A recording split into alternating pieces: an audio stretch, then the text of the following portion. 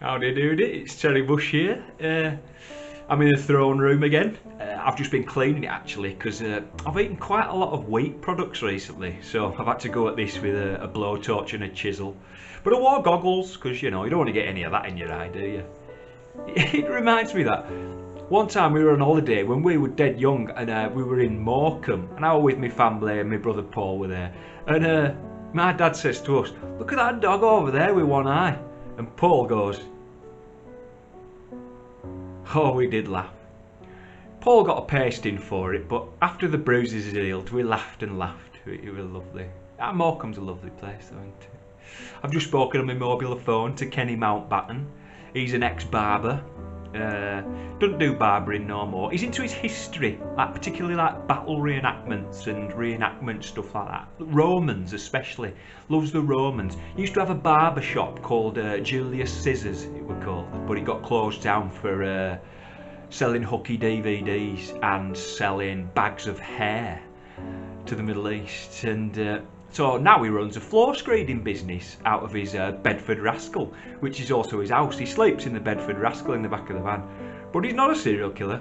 And he don't just do floor screeding, he does like round here, we're very poor, so he mainly does round here, he does lino and laminate flooring. But if he goes to say Sutton Coldfield or something, to a posh area, he does mosaics, tile floors, luxury vinyl, natural stone, parquet, exotic hardwood, classy stuff, So, Kenny Mountbatten is very small man. Obviously, if you can sleep in the Bedford Rascal.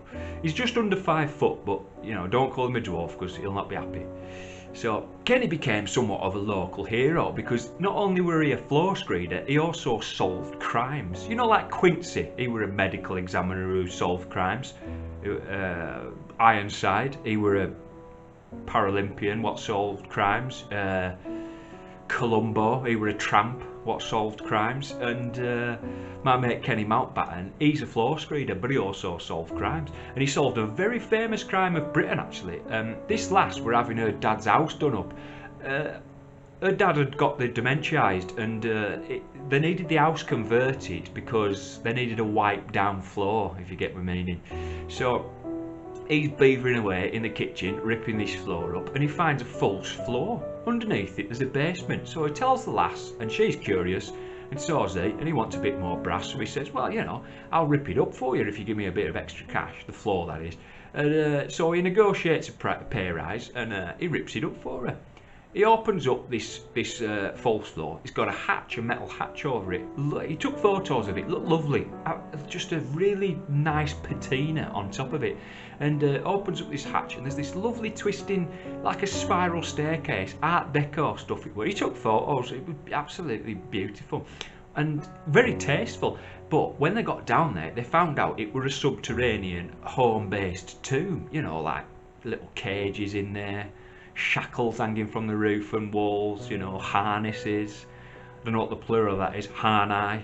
And what they thought were little mannequins, tiny skeletons hanging from the roof, posed like cherubim, and like an inventoried set of drawers that were full of little bags of blonde hair, and all this scrimshander, which is like carved out of irony, but turned out it were toddler bones, and this was the underground lair of the Staffordshire child catcher. His name was Harold Gordon Venus, and he was like England's answer to Joseph Fritzl, Britzel, if you will. And he'd been doing some mucky stuff down there in the 60s and 70s. And Kenny was the one that uncovered it. He didn't have to finish the job because obviously the police came in and they did the final excavations. And he got paid though. I think he got paid twice because he got paid loss of earnings. So it really played out well for him. But none of the relatives knew about. Well, I'm sure you wouldn't, would you? And what ended up happening was it ended up being on Crime Watch and everything, on Crimes of Britain. I saw it on the YouTubes and it's fascinating. But this place now has been turned into a nursery, funnily enough, and downstairs where the basement were, it's like a big playroom. They've done it up like a jungle, so some of the chains that are coming from the roof, they've put like mock ivy around them so you can do like jungle swinging.